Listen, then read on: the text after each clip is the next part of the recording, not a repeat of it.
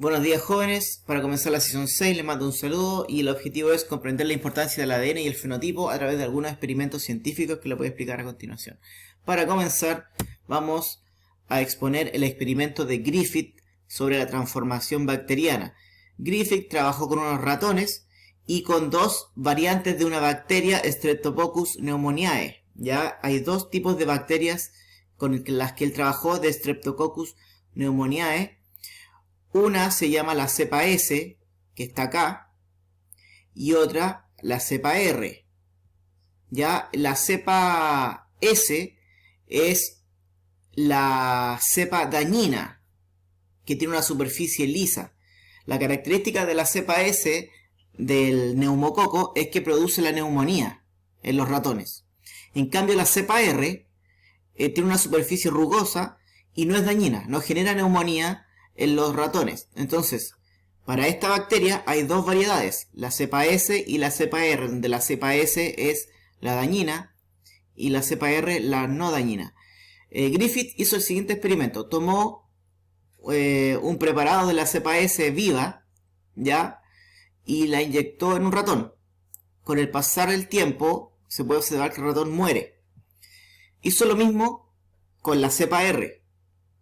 Tomó un preparado de la cepa R, inyectó en el ratón y el ratón no murió, sobrevivió. ¿Qué hizo después Griffith? En la parte C, él expuso a calor la cepa S viva, la expuso a calor y luego de un tiempo la cepa S, entre comillas, murió. ¿Ya? De esta solución con cepa S muerta, expuesta al calor, se toma una preparación, se inyecta en el ratón y el ratón vive. ¿Ya? Por lo cual podemos ver que esta cepa S expuesta al calor pierde su capacidad de ser letal en el ratón. Después, en el último caso, Griffith toma la cepa R viva, que no es dañina, y las mezcla con la cepa S muerta. ¿Ya? Tomó la cepa S muerta por calor y la mezcló con la cepa R viva. Y aquí mezcló cepa R viva con la cepa S muerta. Y tomó un extracto de esta preparación, la inyectó en el ratón y el ratón murió. Luego, para comprobar el experimento, Griffith extrae una muestra desde el ratón muerto y observa que hay células de la cepa S vivas. O sea, obtiene bacterias vivas, siendo que ya habían sido muertas por calor. Entonces la pregunta es, ¿qué es lo que pasa? ¿Por qué el ratón muere si se le había expuesto, en este caso, a la preparación que tenía cepa R viva, que no es mortal, y además la cepa S ya estaba muerta? ¿Qué pasó aquí? ¿Por qué el ratón muere? ¿Ya? Y la respuesta es que la molécula de la herencia, es decir, el ADN, podía pasar de una bacteria a otra y modificar el fenotipo. ¿Qué pasó? Que cuando esta cepa S se expuso al calor, se inactivó, pero el ADN quedó vivo, por decirlo así. Sabemos que el ADN no está vivo porque es una molécula, pero el ADN no se degradó, quedó ADN en el medio.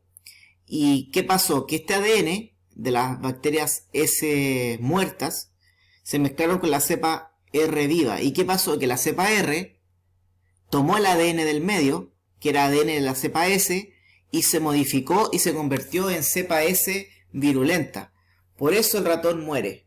¿Ya?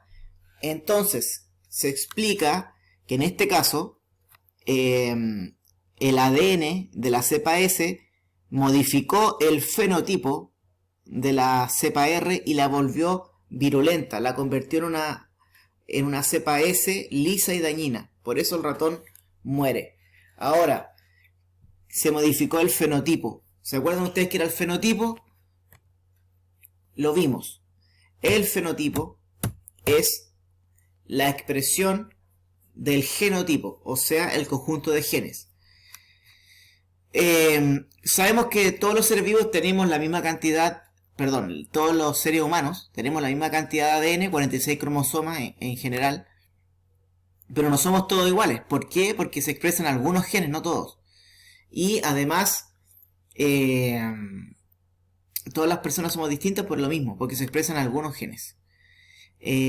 Ahora, el conjunto de genes se denomina genotipo. Y la expresión de esos genes se llama fenotipo. El fenotipo puede ser el color de ojos, color de piel, gestos, proteínas del cuerpo. Y el fenotipo puede ser modificado a través del ambiente. Por lo cual nos queda esta ecuación que es fenotipo es igual al genotipo más su expresión en el ambiente. El fenotipo puede cambiar por la interacción del genotipo con el ambiente. Por ejemplo, usted es de tez blanca, se expone al ambiente, al sol, puede broncearse, se modifica su fenotipo. Usted tiene un fenotipo delgado, come mucho, que eso es un factor ambiental, va a engordar, modifica su fenotipo. ¿Ya? Todas las características de los seres vivos, la expresión de los genes se llama fenotipo. Ahora vamos a pasar a otro tema que tiene relación con esto, que es el dogma central de la biología molecular. La biología molecular se basa en principalmente tres procesos que son la replicación del ADN, la transcripción del ADN y la traducción del ARN. En general los procesos son replicación, se forma ADN a partir de ADN. La transcripción es formar ARN a partir de ADN. Y por último la traducción es formar proteínas que tienen función biológica a partir del ARN. Hay un proceso que realizan algunos virus que se llama la transcripción inversa, que ellos hacen la formación de ADN a partir de ARN. Esto es el dogma central de la biología molecular. Los tres procesos, de manera general, se resumen de la siguiente forma. La replicación es la formación de ADN a partir de ADN. Ocurre en la interfase, específicamente en la fase S del ciclo celular, y ocurre dentro del núcleo de la célula eucarionte. En la célula procarionte, la replicación ocurre en el citoplasma debido a que la célula procarionte no tiene núcleo.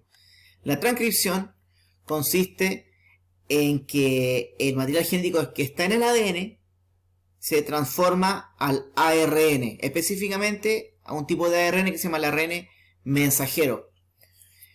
Esto ocurre también en el núcleo de la célula eucarionte, en el caso de la procarionte en el citoplasma. Por último, la traducción es la formación o síntesis de proteína con ayuda de los ribosomas, donde es tomada la información del ARN mensajero que se formó en la transcripción y es recuperada para ser utilizada para unir aminoácidos y formar proteínas que tienen función biológica. Ocurre en el citoplasma tanto de la célula procarionte como eucarionte.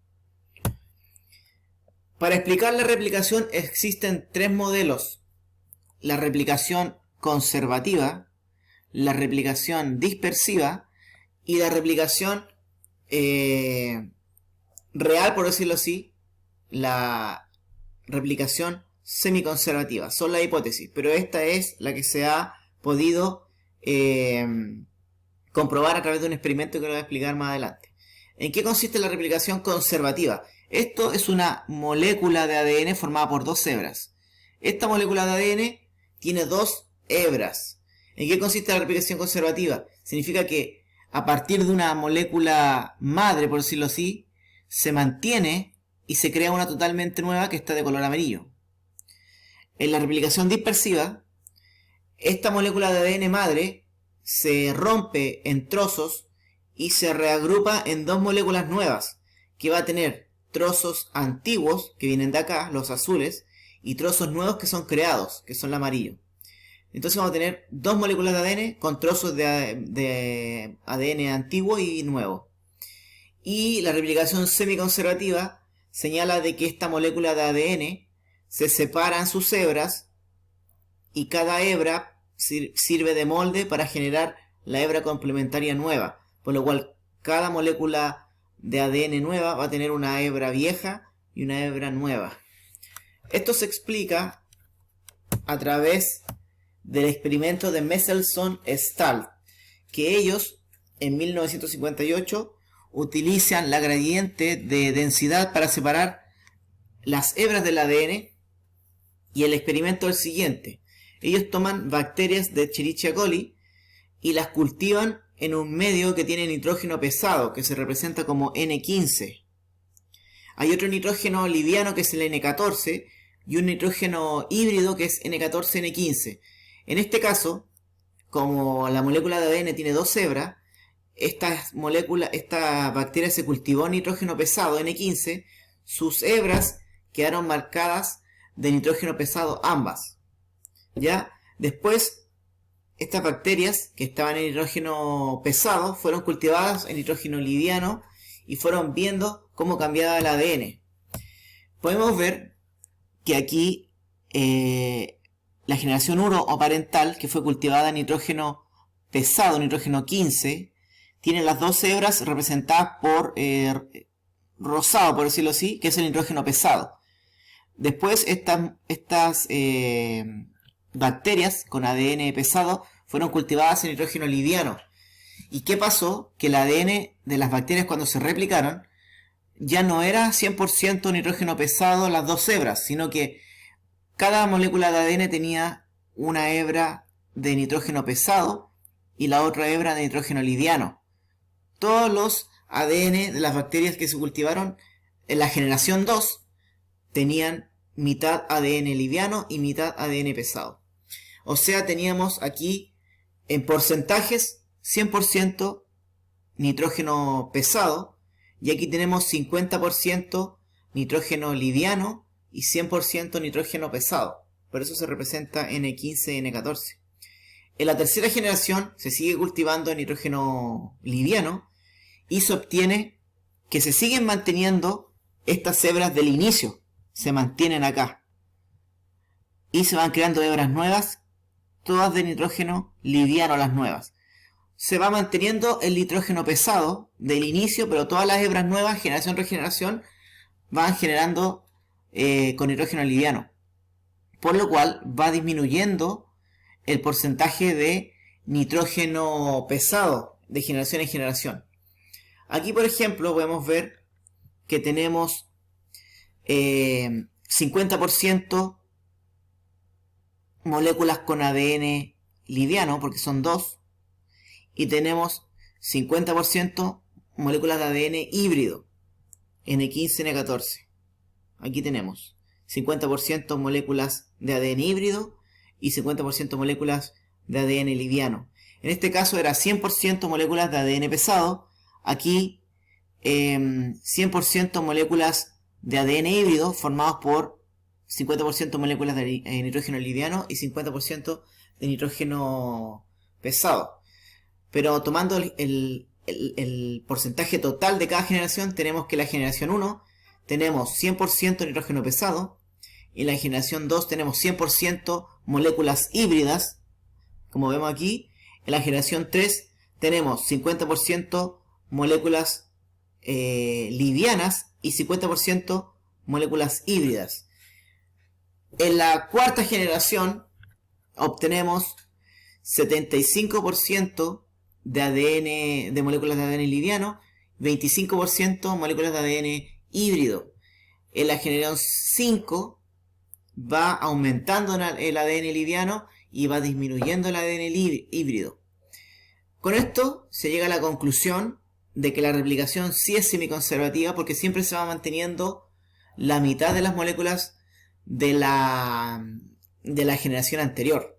Ya esto es un poquito complicado de entender, pero se lo voy a dejar en una guía con información, con materiales y una actividad en relación a lo que les expliqué esta clase. La próxima sesión solo va a ser revisión de las actividades, no va a haber nueva clase, por lo cual los que hagan la actividad, la próxima sesión la vamos a revisar.